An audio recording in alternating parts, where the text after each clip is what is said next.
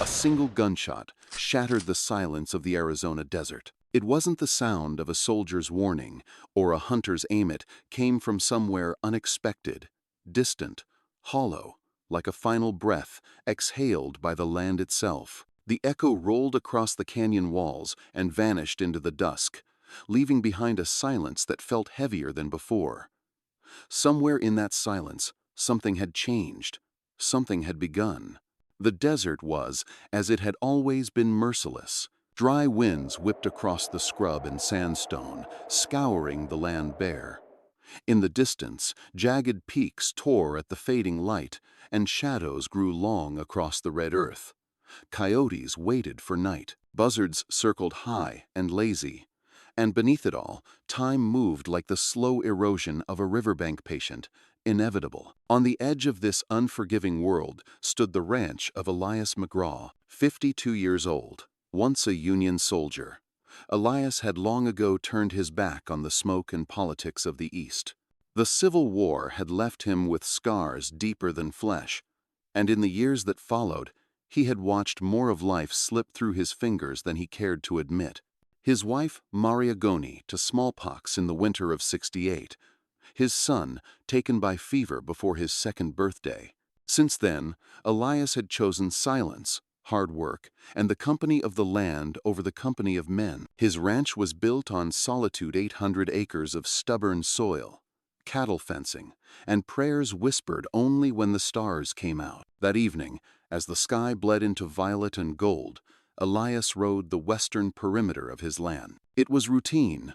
He checked fence lines, watched for coyote tracks, made sure the creek hadn't dried to a trickle. But as he rounded a cluster of mesquite trees near the old watering hole, he saw something that froze his breath mid-chest. There, sprawled in the brittle dust like a discarded doll, lay a young woman. She was motionless, her limbs twisted oddly, her long black hair matted with sweat and blood. A length of broken chain still clung to one ankle, and her skin bore bruises that spoke of harsh restraint. But it was her face still, serene and sun-scorched, that held him, and the necklace at her throata, carved silver wolf head, tarnished but unmistakably Apache. Elias dismounted slowly, every movement deliberate. His instincts screamed to walk away. This wasn't his fight. He had no quarrel with Apaches, no intention of inviting trouble from tribes or soldiers. He had survived this long by minding his own business. But then the moonlight shifted, catching the necklace just so, and for a flickering second he saw Marionette as she had died, but as she had once been, smiling, fierce, alive. He clenched his jaw. "Damn it," he muttered under his breath. She was still breathing barely, shallow, weak, but there. Carefully, Elias crouched beside her. Her hands were blistered, her lips cracked from thirst, and a faint cut beneath one eye was still oozing. She had run from someone or something, and whatever it was, it had meant to break her. By Tren. He didn't know who she was, didn't know what storm might follow if he took her in, but something in the tilt of her chin, even unconscious, spoke of will unbroken. And Elias McGraw, for all his distance from the world, still knew the look of someone who had not yet surrendered. He wrapped his duster around her slight frame, lifted her into his arms with a grunt, and laid her gently across the saddle. The horse nickered but did not shy. The wind hissed through the mesquite like a whispered warning. As he mounted and turned back toward the ranch, Elias glanced once more at the horizon behind them. The sky had gone dark, but the feeling in his chest told him dawn had just begun. He didn't yet know that this one act, this foolish, human act, would unravel the silence he had built his life upon. The ride back to the ranch was slow, careful. Elias cradled the girl's body against his chest, one arm steadying her while the other guided the reins. Her breathing was shallow but steady, her head resting near the silver cross pinned to the inside of his coata, small relic of his wife, worn thin with years but never removed. The desert night grew colder with each passing mile, but he felt her warmth seep through the fabric. It was the first human closeness he'd known in years. Not a word passed his lips. He rode in silence, but his mind was loud. What was he doing? This girl, Apache, injured, marked by chain, and flight was trouble. Even if she wasn't pursued, she came with questions Elias couldn't afford to answer. The army at Fort Bowie was always watching, always suspicious. If she was a runaway from some reservation or military transport, harboring her could mean prison. Worse, it could invite war. But leaving her to die would have been another kind of death, one he couldn't bear to carry. By the time he reached the ranch, the moon had crested high, bathing the homestead in cold silver light. The log house stood firm against the dark his own hands had built it, each beam a testament to solitude and stubbornness. The barn creaked in the wind. A lantern flickered behind the window pane. Inside, Elias moved like a soldier efficient, quiet. He laid the girl gently on the spare bed in the corner room, a space long unused. Then he stoked the fire, fetched clean water, and brought down a tin of dried sage and willow bark things Maria had once used for fevers and burns. He worked without speaking, washing the grime from the girl's face, bandaging the cut beneath her eye. When he rolled up her sleeves, he found bruises rings of dark blue and violet around her wrists. He swallowed hard. Chains. Recent. Before he touched her again, he paused. Slowly, he unbuckled the Colt revolver from his hip and placed it on the far table. Then the knife laid carefully beside it. These weren't gestures of cowardice. They were his way of telling her, if she woke, that this house was not another prison. He left a basin of water by her bedside and draped a blanket over her shoulders. For a long while, he stood there, just watching her. The fire crackled. Wind brushed against the shuttered windows like a spirit searching for entry. In the distance, a coyote yelped, high and lonely. Then he did something he hadn't done in years. He knelt beside the bed, not because he expected miracles, but because Maria had always prayed in moments like these, and something in his soul remembered. He folded his hands, rough and scarred, and whispered, "Lord, if this girl is a burden I'm meant to bear, grant me the strength. If she's danger, give me the courage to face it. And if she's deliverance in disguise, then help me not to run from it." He rose slowly, his knees aching from age and labor, and walked to the hearth. Before he could sit, something caught his eye, a glint of metal just beneath the edge of the girl's tunic. He crouched and gently pulled it free. It was a flute, bone-carved, etched with markings he recognized as Apache. Beautiful, old, but it wasn't the instrument itself that made his throat tighten. It was the black eagle feather tied to it, a symbol of mourning or of vengeance. The desert didn't offer many second chances, not for men like Elias.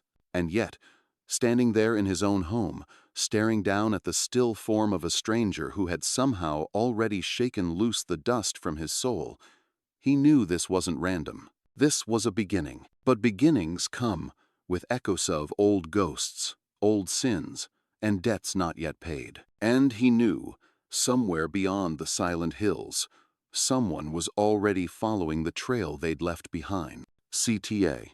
The girl didn't stir through the night. Elias sat in the old rocking chair across the room, his rifle leaned silently against the wall.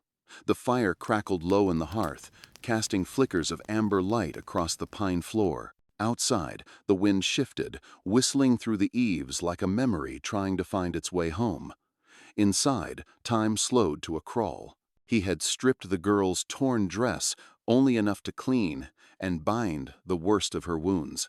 Beneath the layers of grime and bruising, her body told a story of running, of captivity, and of fierce resistance. There were welts on her shoulders, defensive cuts on her arms.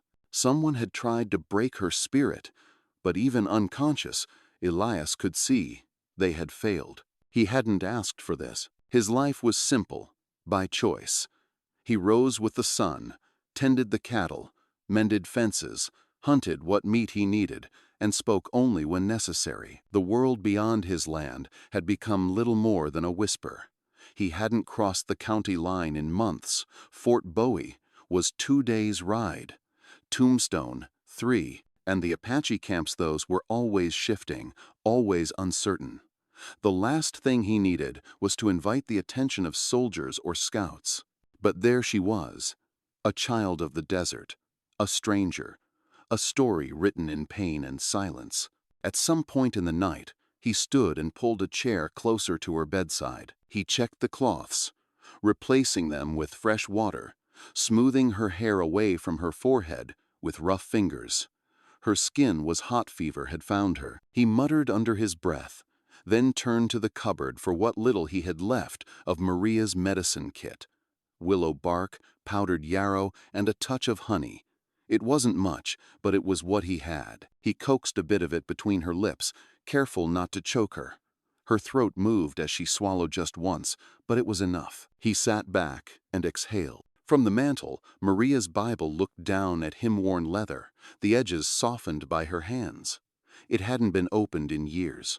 Elias hadn't had the heart to touch it since the day he buried her, wrapped in the same blanket now draped over the Apache girl. He looked at the sleeping figure and felt something stir, something like duty, but not just that. What kind of world would send a child like her into the desert alone, in chains? What kind of men would lay hands on someone so small and strong and utterly defenseless? He didn't have answers.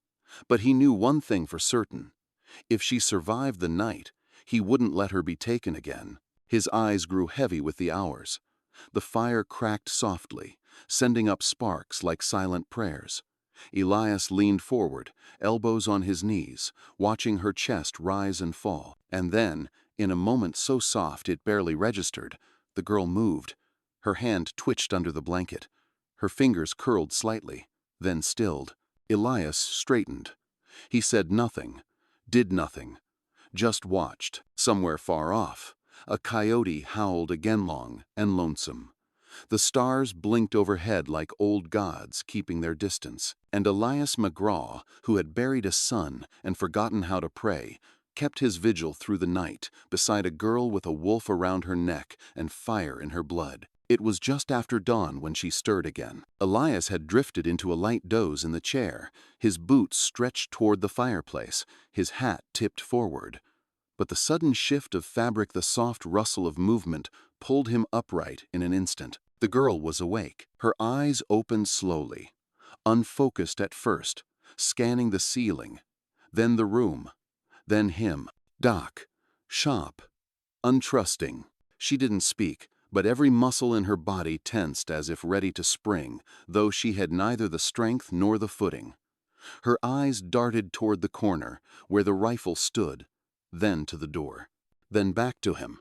"I ain't gonna hurt you," Elias said quietly, voice like gravel rubbed between fingers. He didn't move from the chair. "You're safe here." No answer. The silence between them was taut as wire.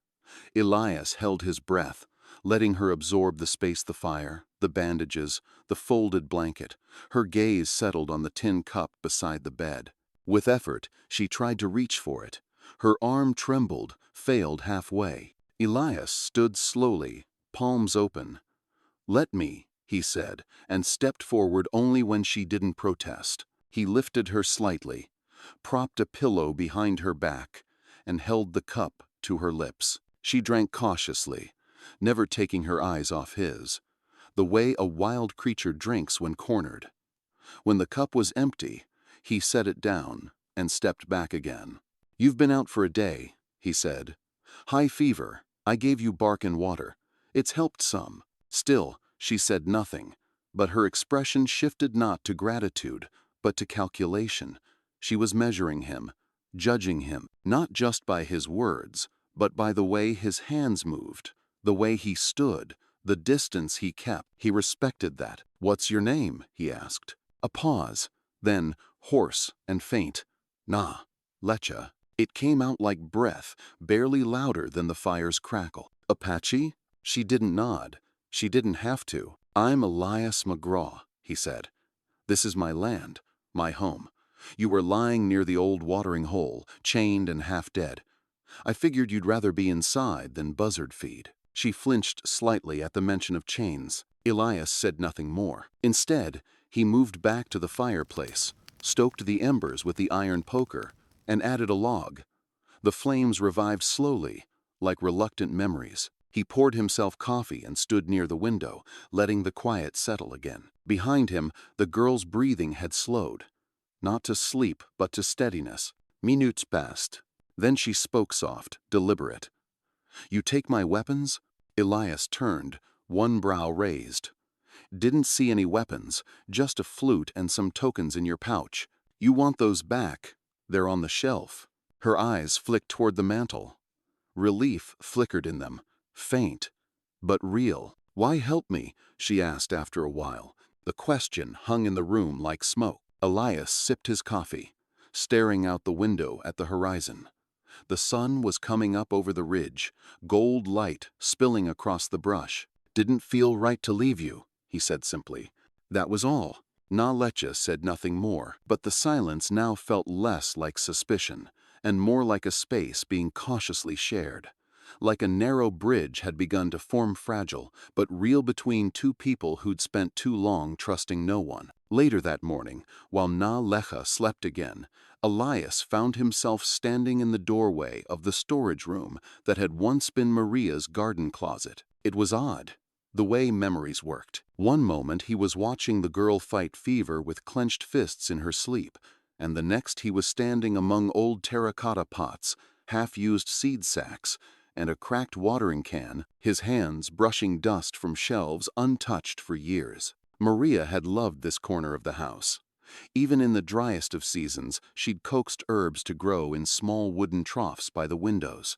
She'd taught him to boil willow bark for pain, how to make tea from desert mint, how to use aloe for burns. She used to say, "The land gives, but only if you ask gently." Nalecha reminded him of that of someone who knew how to ask the land gently and survive even when it refused. On the top shelf sat an old tin box, its lid rusted at the corners.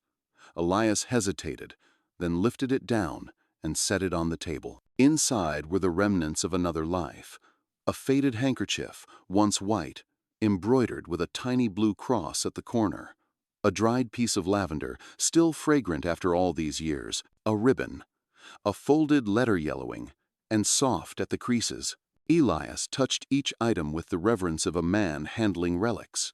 Maria's handwriting stared up at him from the letter, strong and even. It was a prayer she'd copied from her Bible during her last week's quiet offering, never spoken aloud, tucked away instead like a message for a future that never came. He closed the box. Back in the main room, Nalecha stirred again, this time with less panic, more weariness. Elias brought her warm broth and helped her sit.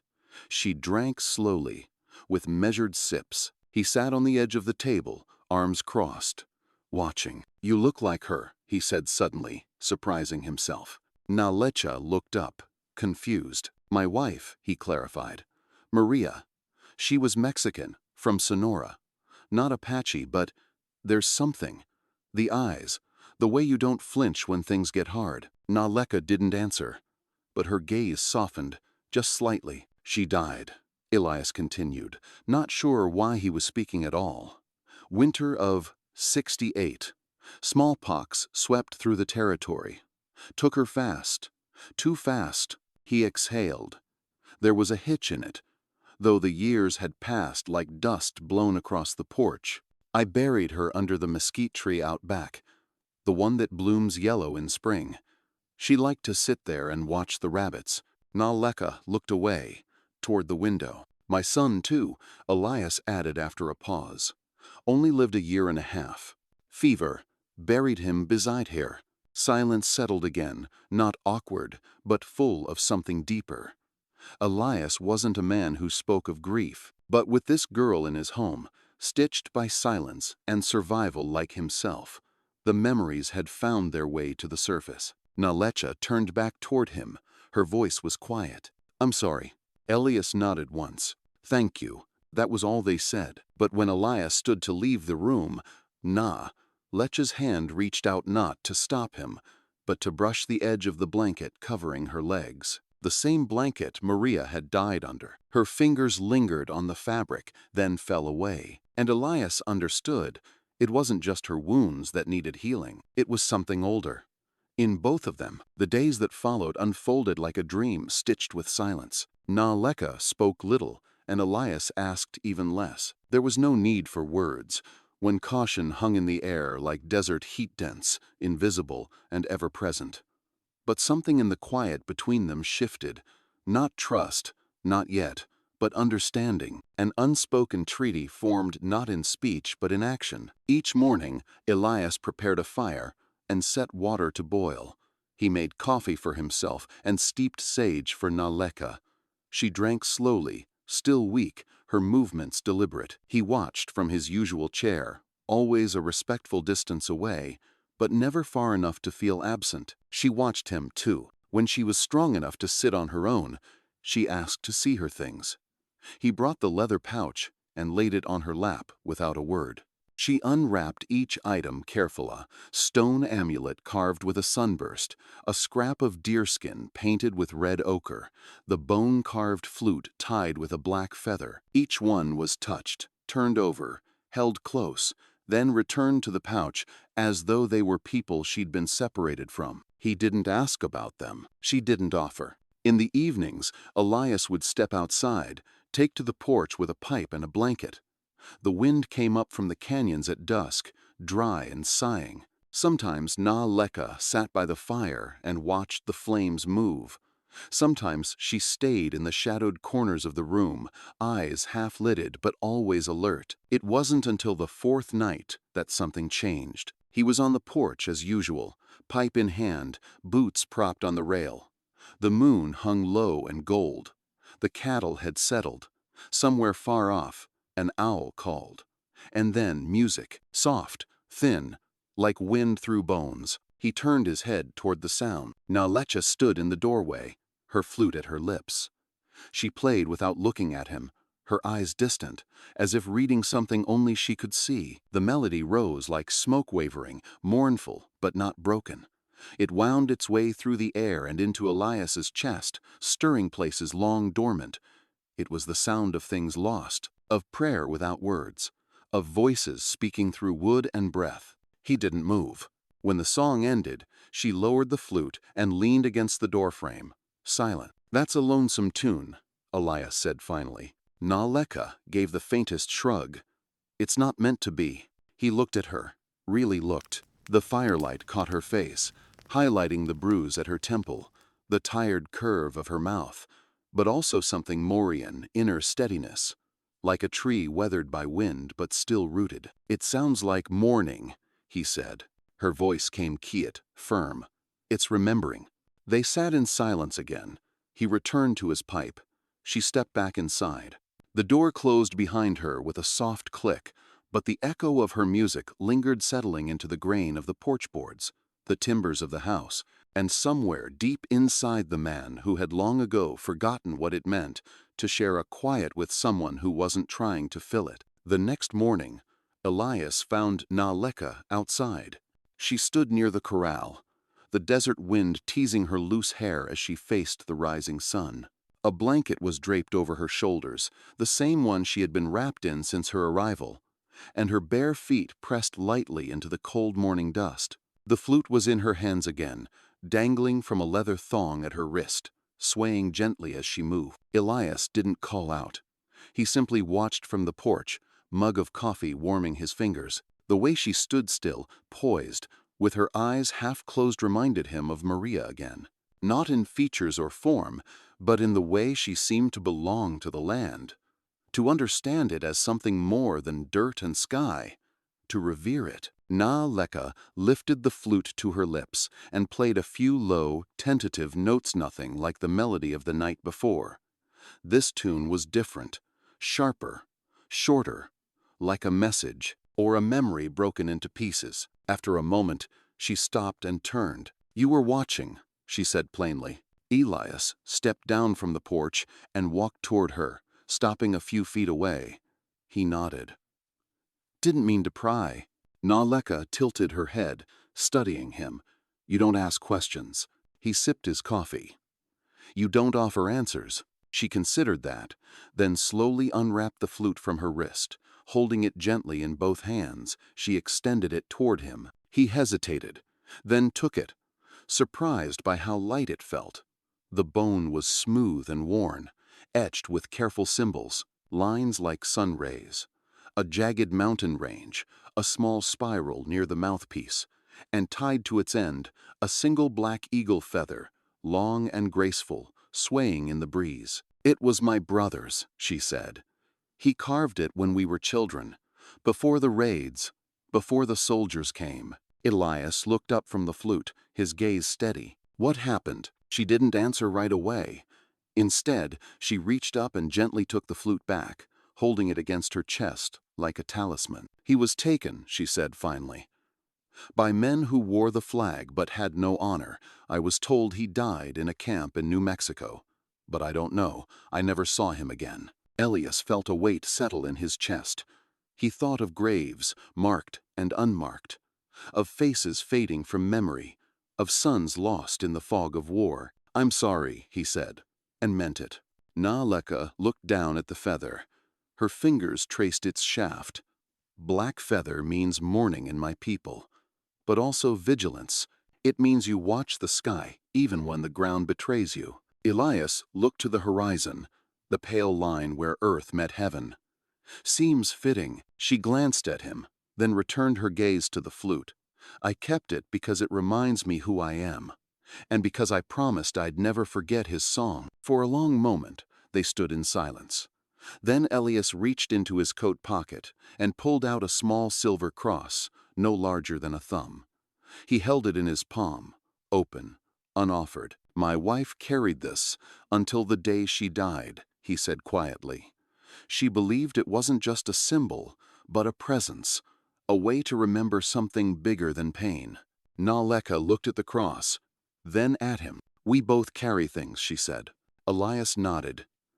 "And we don't put them down easy." They stood there, side by side, not speaking further, the flute between them, the cross between them, and somewhere in the rising sun, two old songs very different, and yet not at odds, began to hum the first notes of harmony. Later that afternoon, Elias was splitting firewood when he heard the door creak open behind him. Footsteps, soft but certain, crossed the porch. He paused mid-swing and turned. Naaleka stood there, wrapped in a shawl that had once belonged to Maria. Her eyes were no longer sunken from fever, though the shadows beneath them still lingered. She was holding a small tin cup, steam rising from my hand. The flute hung once more from her wrist, like a silent companion. "I made tea," she said, "the kind you left on the shelf." Elias set down the axe and brushed wood chips from his sleeves. "Appreciate it." She handed him the cup, then sat on the porch bench, legs tucked under, watching him with a quiet that didn't feel like distance anymore, just presence. For a while, neither spoke. Elias sipped. The tea was bitter but comforting, with the earthy aftertaste of sage and something floral he couldn't name. "I know you wonder," Naaleka said at last. Elias didn't look at her. "What makes you think that?" "You watch me the way animals watch a creek in drought. Careful, as if it might dry up or be poisoned." He gave a faint huff of air, half chuckle, half truth. "I suppose I do." "I don't blame you," she added. "You have no reason to trust me." Elias sat down beside her, though not too close. "Neither of us have much reason to trust anyone." She nodded slowly. Then, after a pause, "I was promised to a man I didn't choose. Lobo Verde, a warrior from the southern band. Strong, respected, dangerous." Elias didn't interrupt. "He sees women as vessels, for heirs, for alliances, for pride," she said, her voice even but tight. "Not as minds or spirits. My uncle, he wanted to keep peace between the bands. He thought giving me would buy it." "Geronimo?" Elias asked quietly. "Nah." Lecha's gaze turned sharp. "You know his name?" Elias nodded. "I fought in the war. Later, I worked the border trails. I've heard of him. Some call him a rebel, others a prophet." She tilted her head. "He's both, and neither.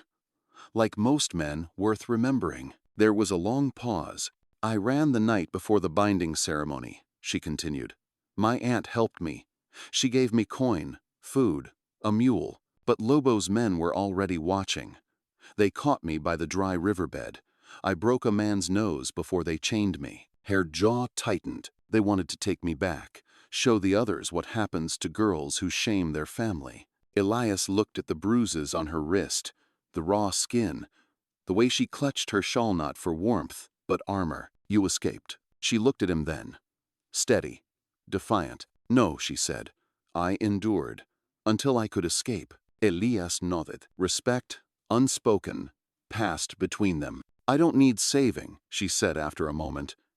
If that's what you think, I didn't think that, Elias replied. You already did the hardest part.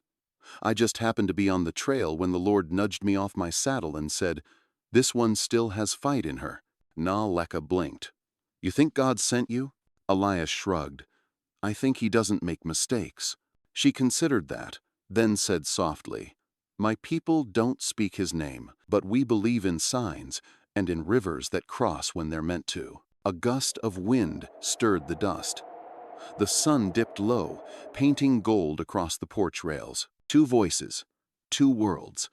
And for the first time, they spoke without armor. The wind shifted that night. It came in colder than usual, sweeping down from the mountains in gusts that carried the scent of pine smoke and something darker something. Elias couldn't name, but had learned long ago to trust. He stood at the edge of the porch, lantern in one hand, eyes scanning the far hills. Behind him, the house was quiet. Na Lecha had gone to sleep early, worn from the retelling of her escape, but Elias couldn't rest. The kind of quiet blanketing the desert wasn't peaceful. It was watchful. He stepped off the porch and walked the perimeter of the corral, boots crunching softly over packed earth. The horses were restless, nothing visible, but they stirred more than usual. One whinnied low and kicked the stall wall. Elias ran a hand down its neck, whispering comfort. Then he saw it, near the western fence line, pressed into the dust, barely visible in the lantern's glow hoofprints. Not from his horse, not fresh, but recent enough. He crouched low, fingers brushing the indentations. More than one set, no signs of wagons, no shoes on the hooves. Indian ponies, most likely, moving light and fast. Elias stood slowly, a knot forming in his chest. Someone had come close, and whoever it was, they hadn't wanted to be seen. Back inside, he bolted the door and checked the windows. Then he walked to the mantel and pulled down his rifle, checking the chamber, the oil, the action. He laid it beside the door. The Colt followed, tucked into his belt. He hadn't needed to arm himself this heavily in years, but the signs were there. He thought of Lobo Verde, of the broken chain around Na, Leka's ankle, of the bruises that had faded but hadn't disappeared, and of the eagle feather. That symbol had meant something to him before, a vague sense of mourning or honor, but tonight it struck him differently. He remembered stories from border scouts about certain Apache war parties, marked with black feathers. They rode not for conquest, but for correction, for punishment, to reclaim what they believed was stolen. He walked to Na, Lecha's door, and paused, then knocked once. "Come in," her voice said, soft but awake. She sat up in bed, the shawl wrapped around her shoulders, her eyes alert even through exhaustion. Elias stepped inside. "There's been riders near the fence," he said without ceremony. "Light-hoofed, Apache, maybe scouts." She didn't flinch, didn't gasp, just nodded once. "He'll come," she said. "He doesn't accept no." Elias crossed his arms. "I figured as much. You should turn me over," she added. "Tell them you found me, nursed me, but had no choice." He raised an eyebrow. "That's something you want me to do?" "No," she said, "but it's the easiest way to survive." He stepped closer, the fire behind him, throwing his shadow across the room. "I've done easy before," he said. "Didn't like what it made of me." They locked eyes. "Then we prepare," she said simply. Elias nodded. "We prepare." Outside, the wind howled across the desert floor, scattering dust into the night. Somewhere beyond the ridgeline, a shape moved too fast for a wild thing. too quiet for a friend. And beneath that vast sky, the storm Nala-cha had run from began to find its way back to her. CTA, when the past begins to knock louder than memory, even the quietest place must learn to raise its voice or be swallowed whole. The tracks weren't the only sign. By the next morning, the birds had fallen quiet. The wind, which usually skated across the dry grass with song and motion, hung still. The sky bore no clouds, yet something heavy pressed down on the land as if it knew what was coming. Elias saddled his horse before first light, moving with the quiet urgency of a man who'd learned long ago not to trust calm before storms. Naleka stood on the porch watching him, arms crossed beneath her shawl, her hair braided now, tight and practical. "You're riding west," she said, more a statement than a question. He nodded. "Just checking the line. Won't be long." But they both knew that wasn't true. The ride to the western boundary took less than an hour. The land there sloped toward the hill's perfect cover for scouts. Elias dismounted near a cluster of mesquites and crouched low to the ground. Fresh tracks, this time clearer. 3 horses, light-footed, Apache style, no doubt now. They were watching. Back at the ranch, he unsaddled quickly and began reinforcing the fences knot because he thought it would stop anyone, but because habit gave his hands purpose. He checked the barn, stashed extra tools and supplies, loaded cartridges with meticulous care. Naleka worked beside him without being asked. She'd gathered sage and tobacco, crushed them in a bowl, and mixed them with ashes. When he asked what it was for, she answered simply, "A warning, burned on the wind. It tells spirits where not to tread." Elias didn't argue. These days, he figured both their gods were listening. He added 2 sticks of dynamite to the barn's trapdoor, a relic from old mining stores he'd once used to clear boulders. They might serve a new purpose now. That afternoon, as the sun dipped behind the hills, Naleka stood barefoot at the edge of the clearing, eyes scanning the distant ridges. She seemed impossibly still, like she belonged to the stone and dust. "They're close," she said. Elias didn't doubt her. He could feel it, too-like breath on the back of his neck. That night, neither of them slept. They kept the lanterns low and their weapons within reach. The fire crackled low, but the air stayed cold. Elias sat at the table, cleaning his rifle. Nalecha carved something into a scrap of bark shapes he didn't recognize. It was well past midnight when the sound came. Hooves. Not many. Maybe 2 or 3, circling the outer edge of the clearing. Elias moved to the window, careful not to shift the curtain too far. Nothing visible, but he didn't need to see them. They were sending a message. "We know you're here, and we're coming." He turned to Naleka. Her face was expressionless, but her hands had stilled. The flute lay beside her on the table, untouched. "We have time," she said quietly. Elias nodded. But time, he knew, was no ally. Not out here, not when the shadows began to move like men with purpose. And somewhere, out beyond the ridges, Lobo Verde was closing in. The fire had burned low by morning. Elias tossed in a pine log and watched the sparks leap upward before he turned to Naleka, who sat cross-legged on the floor beside the hearth. She was sharpening a slender blade with quiet concentration known of the few things he hadn't realized she'd carried in her pouch. The blade was old, well used, and polished to a dull shine. Not military issue, not decorative. It had seen its share of blood. "Tell me about him," Elias said finally. Nalecha didn't stop sharpening. "Lobo Verde?" He nodded. The name had hung between them since her arrival, but they'd never spoken it plainly. "He wasn't always like this," she said after a moment. "When we were children, he was quiet, clever. But war changes men. And power," she hesitated, her voice catching like a thorn in dry brush. "Power poisons them." Elias sat back in his chair, hands clasped over his stomach. "Was he ever your kin?" "No," she said.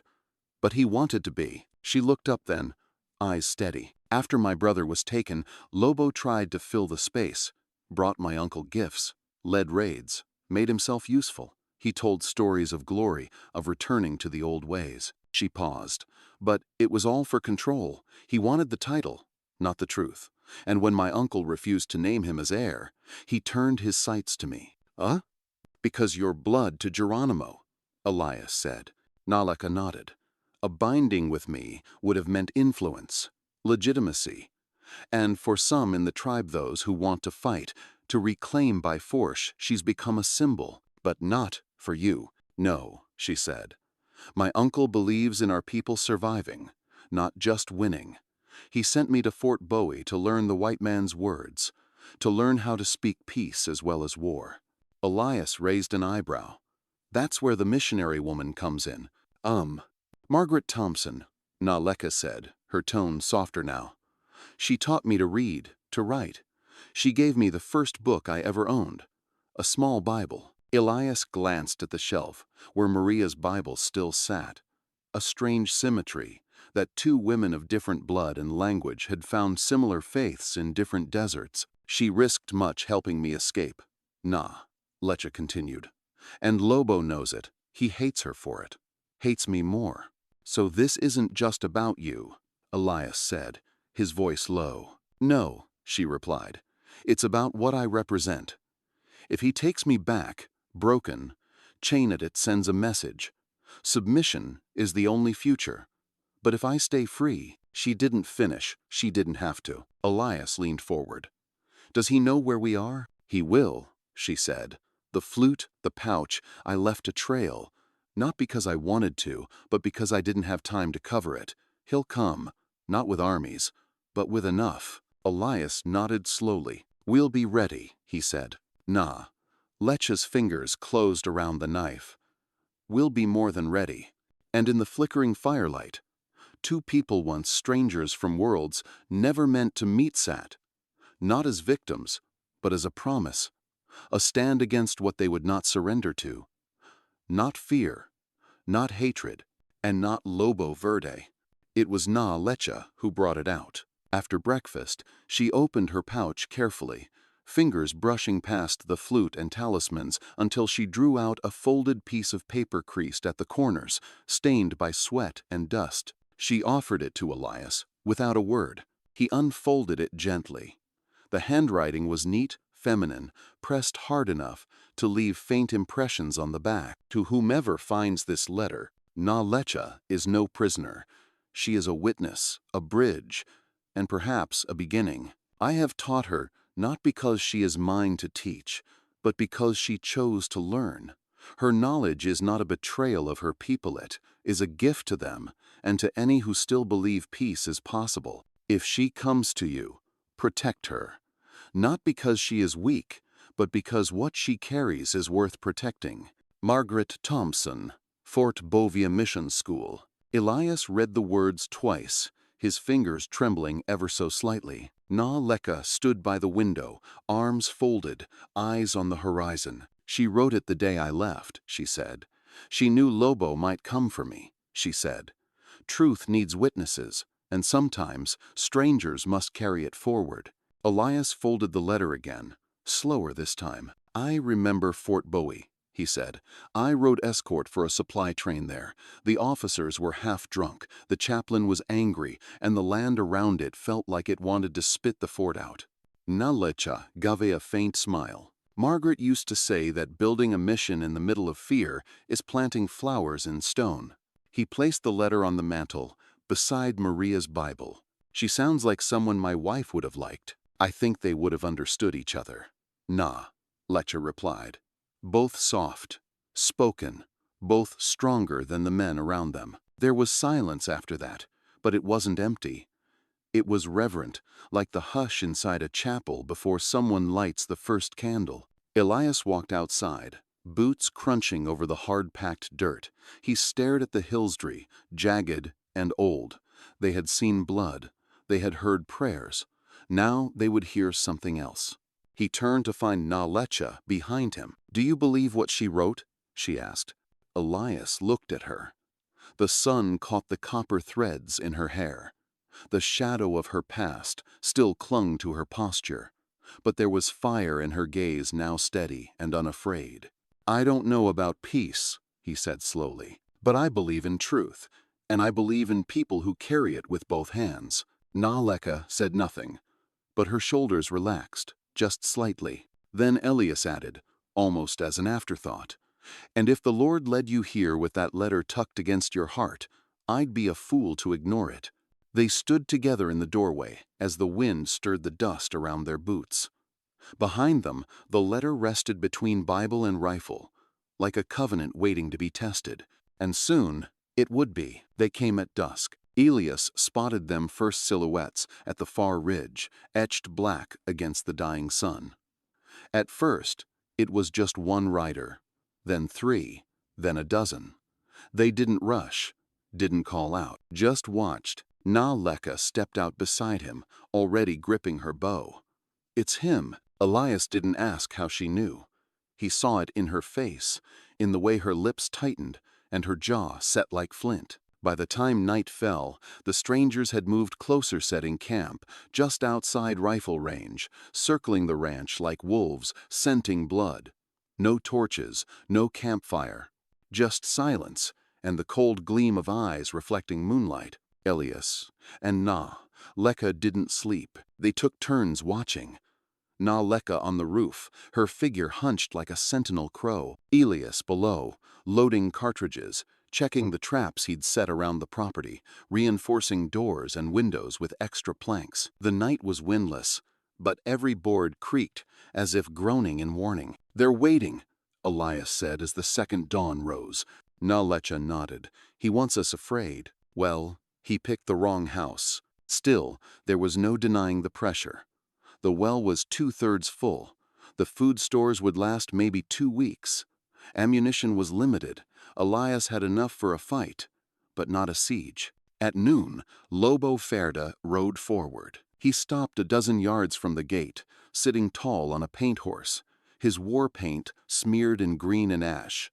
Young, broad-shouldered, eyes like obsidian knives. He didn't shout. He spoke in a low, deliberate voice that carried across the distance. "Old man," he called, "you harbor something that belongs to me." Elias stepped out onto the porch, rifle across his arms, but not raised. "She doesn't belong to anyone." Lobo smiled not kindly.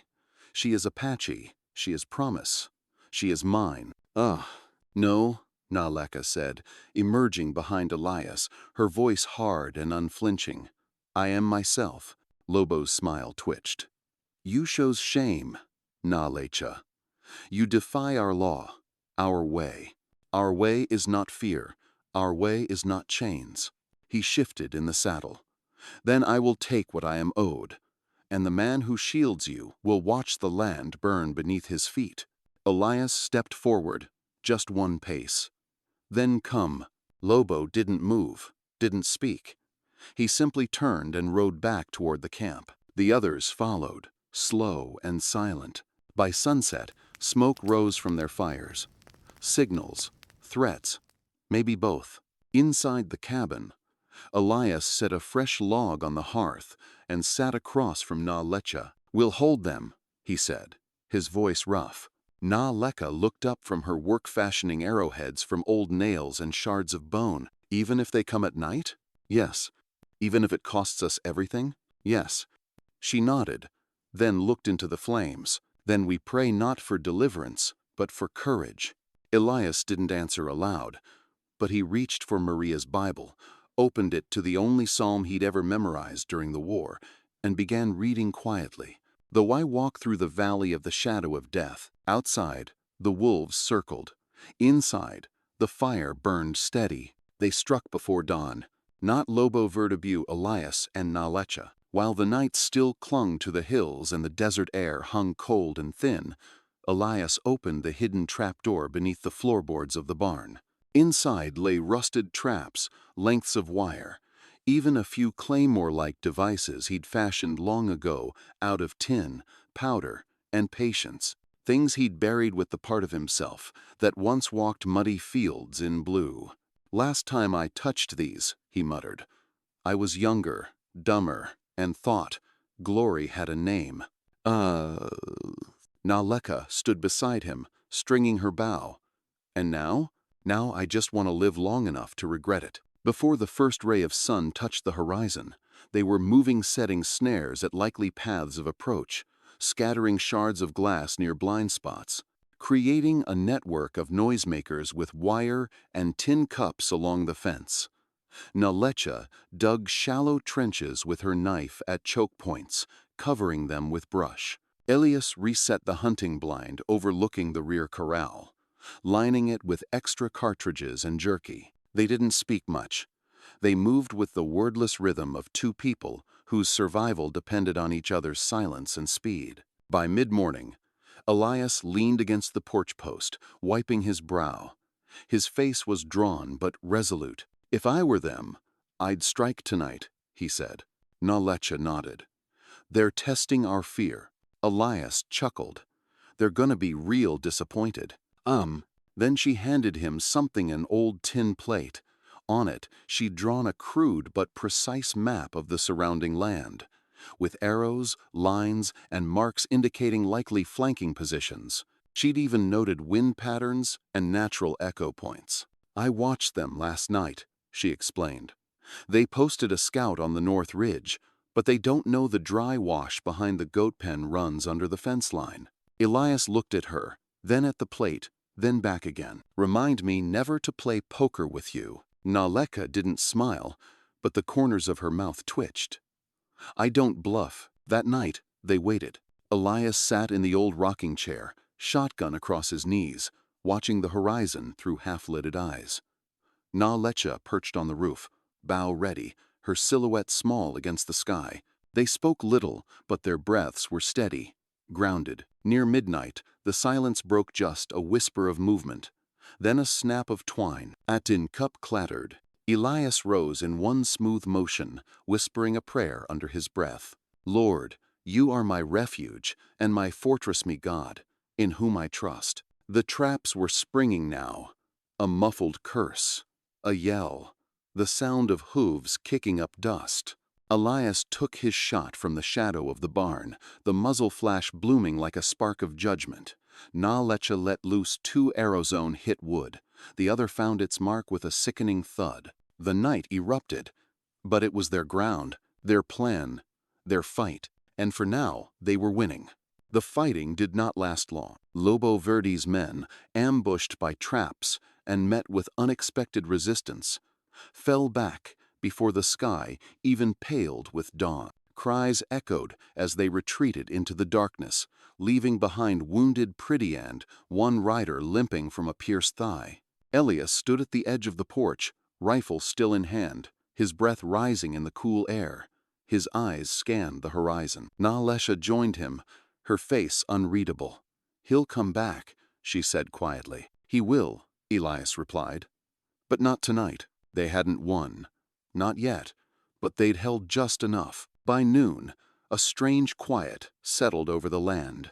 No birdsong, no wind, just the long hush of something approaching. Elias heard it first, the distant thunder of hooves, not in panic, but rhythm-measured and heavy.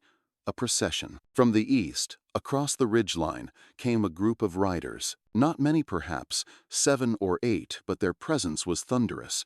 At the center rode an older man draped in a blanket of deep reds and ochre, a feathered headband resting above sharp eyes that burned like coals. His presence felt older than the rocks beneath their boots. Lecha's breath caught. "It's him." Elias didn't need to ask. Geronimo dismounted before the porch, his warriors forming a semicircle behind him. His gaze moved from Elias to Nalecha, lingered there. "You are not dead," he said in Apache, his voice low and firm. "Not yet," Nalecha replied. He looked at Elias next. "And you are the man who shelters my blood." Elias met his stare. "She saved herself. I just kept the door open." Geronimo didn't smile, but there was something in his expression that softened just slightly. "We heard the whispers," he said, "of a girl who fled chains, of a hunter who hunts without honor, and of a white man who fights like one who has lost much but still believes in something." He stepped closer. "Lobo Verde is not my doing. He was once a boy with eyes like stars. Now he is a man with fire behind them, and no wind to cool the blaze." Nalecha stepped forward. He seeks to take back what I never gave, to claim honor through fear. That is not our way." Geronimo nodded solemnly. "Number, it is not." There was a long silence. Then the chief turned to his warriors. "Tonight, we make our camp near the riverbed. Tomorrow, I will speak to Lobo Verde. If he listens, there will be no blood. If not, we will answer him with the truth of our people." He turned once more to Elias. "You have a quiet strength. You carry grief like a shadow, but you did not let it blind you. My daughter chose well." Elias blinked. "Daughter." Geronimo's mouth twitched. "By blood, she is my brother's child, but by heart, she is mine. And you, Elias McGraw, are no longer just a stranger on stolen land." Then he remounted and rode away, leaving dust and a strange peace behind. Naleka stood quietly beside Elias. For the first time since her arrival, her posture eased not in defeat, but in belonging. "They will listen to him," she said. Elias nodded, his voice low. "Let's hope it's not too late." CTA. Morning came with a hush that felt sacred. The campfires of Lobo Verde had turned to ash. His warriors, what remained of them, had vanished like ghosts at sunrise. The only sounds now were the wind brushing through mesquite trees and the low murmur of cattle stirring in the corral. Elias sat on the porch, cup of coffee warming his weathered hands. His body ached in ways both familiar and new, but it wasn't the pain that occupied his mind. It was the silence, not of defeat but of something that had passed through them and left them changed. Na Lecha emerged from the cabin wrapped in Elias's old wool coat. Her eyes were sharper now, but gentler too. She moved with the confidence of someone who had not just survived, but been seen. "They're gone," she said softly. "For now," Elias replied. She sat beside him, not close enough to touch, but close enough to share warmth. Geronimo left before sunrise. He said the land would know soon what path Lobo chooses. Elias gave a dry chuckle. "Man like that doesn't need to shout to be heard." They drank in silence. After a while, Naleka stood and retrieved something from her satchel, a bundle wrapped in deerskin. She handed it to Elias. Inside was the scarf Maria had once embroidered, now restored, but along its faded edges, Naleka had stitched new pattern symbols from her tribe. Mountains, stars, the coiled serpent of healing. "I thought she might like it," Naleka said, her voice steady. Elias held the cloth as if it were a living thing. The ache in his chest deepened, but so did something else: gratitude. Not for what he had lost, but for what he had been allowed to remember without bitterness. "She would have liked you," he said. "She believed God sent people in seasons like rain or wind, sometimes to test, sometimes to heal." Na Lecha met his gaze, her expression unreadable. "Do you believe that?" Elias looked out across the desert, where the sunlight painted the rocks gold. "I'm starting to." They did not speak of Lovenote yet. The words would come in time. For now, it was enough to sit beside one another, sharing the silence of survival and the quiet promise of something more. The days that followed were filled not with tension, but with tending. Elias repaired the barn roof, the planks splintered during the siege. Na Lecha helped mend fences, her hands quick and precise. The rhythm of ranch life returned, though it now carried a different timberless isolation, more communion. On the third morning, a rider approached. He came not with a threat, but with a letter sealed with wax, bearing the insignia of Fort Bowie. Elias broke it open slowly, scanning the careful handwriting. It was from Margaret Thompson. She was safe. Her transfer to the San Carlos mission had been delayed, but she had received word somehow of Na Lecha's fate and the stand Elias had taken. The letter thanked him not in formalities, but in the language of deep, quiet faith. "In protecting her, you've not only defended a life, but a truth that still flickers like a candle in the wind. God sees you, Elias McGraw." Even now, he folded the letter carefully and passed it to Na Lecha. She read it slowly, her lips moving with each line, her brows furrowing with every sentence. When she finished, she pressed the paper to her chest, eyes glistening. She gave me the words to name my freedom. Nah, Leka whispered. But it was you who gave me the ground to walk it. Elias looked at her for a long moment, then turned his gaze to the horizon. It wasn't mercy, he said. It was recognition. I saw myself in you. I still do. That night, the stars came out early. Na Lecha sat cross-legged in the yard, shaping clay into small figure seagulls, deer, even a coyote with a tilted head. Elias watched from the porch, a Bible resting open on his lap. He hadn't read it in years, not truly. But now, the words called to him again. He has sent me to bind up the broken-hearted, to proclaim freedom for the captives, and release from darkness for the prisoners. He closed the book gently. Maybe that's what Maria had meant. That God's work didn't always roar through thunder or blaze from burning bushes. Sometimes it walked on calloused feet, sat in silence beside sorrow, and waited patiently for the moment when two souls dared to reach beyond pain toward something sacred. Spring rolled over the Arizona desert like a quiet hymn-soft rains, washing the dust from the yucca leaves, wildflowers blooming in the most unlikely places. Life, once threatened, now whispered gently through every breath of wind. Na Lecha stood at the edge of the porch, her eyes searching the skyline. Not with fear anymore, but with a longing for something only the open land could answer. Elias joined her, his hat in hand, the scarf she'd mended now tied loosely around his wrist. A symbol not just of Maria, but of something new, something chosen. You ever think, he said quietly, that maybe we didn't survive just to go on livin'? Naleka turned toward him. No, she said. I think we survived so we could start living right. They sat together as the sun melted into gold behind the buttes, silence stretching long and wide between them. In that silence lived all the things they didn't yet have words for: grief, love, respect, hope, a trust forged not by promises, but by presence. I'm not yours, Naleka said after a long pause. I know, Elias replied, and I ain't yours. But maybe, just maybe, we belong to something bigger than both of us. She nodded slowly. To the land, to the truth, Elias added, to the story we're writin' every step we take together. They didn't speak of marriage. Not yet. But when Na Leka reached out and rested her hand on his, Elias didn't flinch. He simply closed his fingers gently over hers, like a man who had learned the cost of holding on too tight and the miracle of being held with grace. As night fell, Nalecha lifted her flute to her lips. The first notes rose like prayer, soft, reverent, echoing the heartbeat of the desert itself.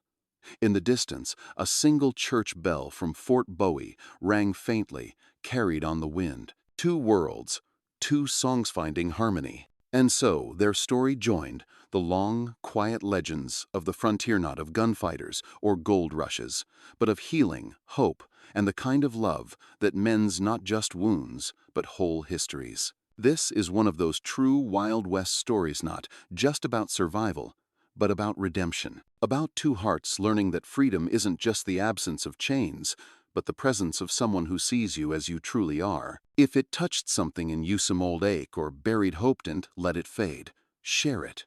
Remember it. Let it ride with you into the silence of your own sunsets.